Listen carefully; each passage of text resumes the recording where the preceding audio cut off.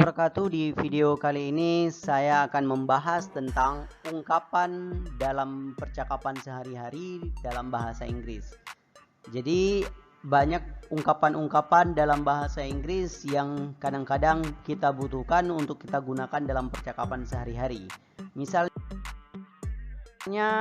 phrase for asking for information, ungkapan-ungkapan atau frasa yang kita gunakan untuk menanyakan informasi.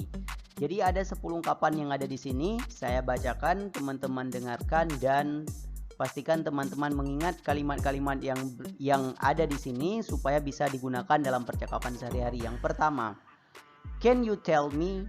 Can you tell me? Misalnya kita mau nanya tentang Indonesia. Can you tell me about Indonesia? Bisakah kamu memberitahukan padaku tentang Indonesia? Atau could you tell me? Ini juga bisa. Yang ketiga, I'd like to know about Indonesia. Misalnya, do you know about Indonesia? Yang kelima, do you have any idea what Indonesia is? Gitu ya. Do you have any idea about Indonesia? Jadi bisa gunakan 5 kata ini untuk menanyakan pendapat. Selanjutnya, could you tell me? Could anyone tell me? Use this phrase when asking a group of people. Jadi kalau ada beberapa orang di satu tempat, kita gunakan could anyone. Jadi gunakan anyone karena di situ lebih dari satu orang atau satu grup orang. Kalau dia satu orang, gunakan could you. Tapi kalau lebih dari satu orang, gunakan could you. Could anyone? Could anyone tell me where is the hotel in Indonesia? Where is hotel in Jakarta? Seperti itu. Kemudian selanjutnya nomor 7, would you happen to know? Would you happen to know about Indonesia? Nomor 8, I don't suppose you would know about the hotel in Jakarta, misalnya. Kemudian number 9, I was wondering if you know about Indonesia, atau I was wondering if you know where the hotel in Jakarta. Oke, itu ke-9 dan yang ke-10, I'm calling to find out about the hotel in Jakarta. Misalnya, kita ingin cari tahu tentang hotel yang ada di Jakarta. Bisa gunakan 10 kata ini untuk menanyakan informasi. Pilih salah satu dan gunakan untuk percakapan sehari-hari. Seandainya pun orang lain yang menggunakan 10 phrase atau kalimat-kalimat tadi, maka kita sudah tahu artinya. Oke, use this phrase for on the telephone. Kalau kita lagi nelfon orang, gunakan phrase yang ke-10 ini. Kita lanjut, next. 5 ways to say someone is correct. 5 cara untuk mengatakan bahwa seseorang itu benar. Yang pertama, that's right. That's right. Hey bro, that's right. Hey kawan, kamu benar. That's right. Nomor 2, that's spot on. That's spot on. Nomor 3, you have hit the nail on the head. Atau you have nailed it. Nomor 4, number 4, I suppose so. I suppose so. Use this when you agree. Gunakan ini ketika kamu setuju, but you are not completely convinced. Tapi kamu nggak benar-benar yakin. I'm afraid you're right. Use this response to bad news. To say the bad news is correct. Gunakan ungkapan ini untuk berita buruk atau untuk mengatakan bahwa berita buruk itu bisa saja benar. I'm afraid you are right. I'm afraid you are right. Kemudian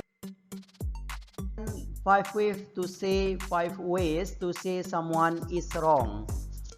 Kalau pendapat seseorang itu salah, maka cara meresponnya seperti ini. Nomor 1, I'm afraid that's not quite right.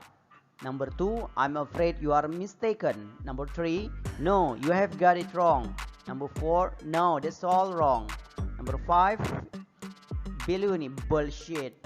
Bullshit. Oke. Jadi ada 5 ungkapan, tapi yang kelima ini agak kasar ya, rude, kasar. Jadi jangan gunakan 2 kata ini, gunakan saja 1 sampai 4 untuk menyatakan bahwa seseorang pendapatnya itu salah atau tidak benar. Nah, ingat teman-teman, sebaiknya teman-teman membaca kalimat-kalimat yang sudah saya tampilkan tadi berulang-ulang supaya memudahkan saat pengucapannya di dalam percakapan. Baik, kita lanjutkan nomor 2. How do you feel about? How do you feel about? Misalnya kita mau bertanya tentang atau menanyakan pendapat orang tentang sesuatu, maka katakan saja, how do you feel about Indonesia? Apa pendapatmu tentang Indonesia? What's your opinion of Indonesia country? Atau what's your opinion about our president Jokowi, Mr. Jokowi misalnya. Nomor 4, what are your views on? Oke, number 4, nomor 4, what are your views on? Sama juga maknanya, apa pendapatmu tentang atau apa pandanganmu tentang. Number 5, kalau kita ingin memberikan pendapat, maka cukup katakan yang nomor 5 ini, in my opinion, Mr. Jokowi is very good president misalnya. Jadi tinggal kita lanjutkan apa pendapat kita. Kalimat pembukanya adalah in my opinion, in my opinion. Selanjutnya untuk memberikan pendapat ada 10, 6, 7, 8, 9, 10 ini dari 6 sampai 10 ini juga memberikan pendapat. I'd say Mr. Jokowi is good president misalnya. Personally, I think atau I believe Mr. Jokowi is very good president. If you ask me about Mr. Jokowi, I think Mr. Jokowi is a good president. Number 9, the way I see it, it is very good for our future misalnya. Jadi bebas ya, kita boleh pilih nomor 6, 7, 8, 9 atau bahkan nomor 10 untuk memberikan pendapat kita. Nomor 10 cara bacanya from my point of view, seperti itu untuk memberikan pendapat kita terhadap sesuatu permasalahan. Jadi teman-teman bisa memilih dari nomor 5 tadi sampai nomor 10 ketika ingin memberikan pendapatnya. Dari nomor 1 sampai nomor 5 tadi, 1 sampai 4 tadi adalah menanyakan pendapat orang lain. Teman-teman harus rajin-rajin membaca dan berlatih kalimat-kalimat ini supaya terbiasa. Baik, kita lanjutkan. 5 phrase for not having an opinion. Seandainya kita tidak punya pendapat sama sekali, maka kita cukup mengatakan dengan number 1, I have never given it much thought. Number 2, I don't have strong feeling either way. I don't have strong feeling either way. I don't have strong feeling either way. Number 3, it doesn't make any difference to me. Number 3, it doesn't make any difference to me. Kalau kita tidak punya pendapat. Number 4, I have no opinion on the matter. I have no opinion on the matter. Kalau nggak ada pendapat, cukup gunakan yang paling mudah teman-teman ingat. Boleh nomor 1, 2, 3, 4, atau bahkan 5. Ini sangat tidak disarankan, tapi tidak formal ini. Misalnya, dia tanya tentang kita cukup jawab tentang whatever. Whatever, artinya dia juga tidak punya pendapat. Nah, sama pendapatnya dengan yang lain. Kita lanjut. 5 ways to say I don't know. Seandainya kita mau mengatakan tidak tahu tetapi tanpa mengatakan I don't know, bisa cara lain. Misalnya I have no idea atau I have no clue. Jadi ketika kita mengatakan I have no idea atau orang lain mengatakan I have no idea atau I have no clue about this problem, about this matter, itu sama dengan I don't know. Number 2, I can't help you there. Ini I can't help you there itu sama dengan I don't know. Jangan lupakan kalimat ini tidak bermakna yang sebenarnya. Saya kan tidak bisa, help menolong, you kamu, there di sana. Jadi tidak diartikan satu persatu, tetapi kita artikan dengan kata I don't know. Jadi kalau orang tahu what do you know about Indonesia, I can't help you there, I can't help you there, itu sama dengan I don't know. Number 3, it's informal, beats me, bisa juga nggak tahu, beats me. Number 5, I'm not really sure, aku nggak gitu yakin. Number 5, I've been wondering that too. I've been wondering that too. I've been wondering that too. Ya, nomor 5 juga bisa digunakan untuk bahasa yang tidak formal. 5 phrase for hot weather.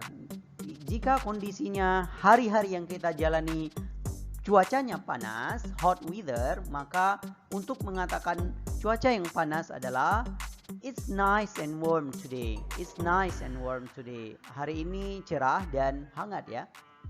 It absolutely boiling. Nah, ini udah terlalu panas. Boiling itu sama dengan extremely hot.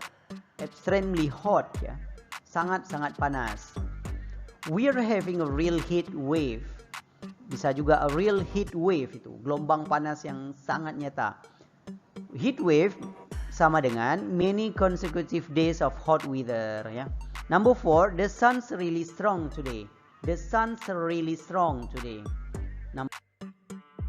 Baik teman-teman, sudah selesai untuk video kali ini. Sengaja videonya saya buat sesingkat mungkin agar teman-teman bisa mengulang dan mudah mengingat pelajaran ini. Dan saya ingatkan kembali untuk teman-teman agar mengulang-ulang kembali semua video-video yang telah saya upload supaya mengalami perkembangan dalam belajar bahasa Inggrisnya, sehingga saat saya upload ke video berikutnya dengan tema-tema berikutnya, teman-teman sudah bisa nyambung ya langsung ke video berikutnya. Karena ini baru end of part 1 ya, sudah berakhir di bagian 1. Artinya ada bagian ketiga, kedua, ketiga dan seterusnya. Jadi kalau belum nonton video sebelum ini, sebaiknya nonton dulu video-video yang sudah saya upload untuk video-video sebelum-sebelumnya, pelajaran yang sebelumnya. Karena saya akan terus mengupload video secara bertingkat. Artinya dari video yang paling mudah dulu, kemudian yang seterusnya, kemudian seterusnya, itu akan semakin bertambah videonya, pelajaran kita akan semakin bertambah. Bagaimana jika teman-teman belum menonton video-video yang dasar dulu, tapi naik ke level kedua, ke level ketiga akan semakin sulit. Maka saya sarankan untuk menonton video yang basic dulu, yang untuk belajar yang basicnya dulu, baru lanjut ke level kedua dan ketiga nanti. Nah, di part 1 ini saya sarankan untuk teman membaca lagi dan menonton video saya yang membahas tentang grammar. Saya ucapkan terima kasih untuk semua teman-teman yang telah menonton video saya. Terima kasih dan sampai jumpa. Thanks for watching and bye-bye.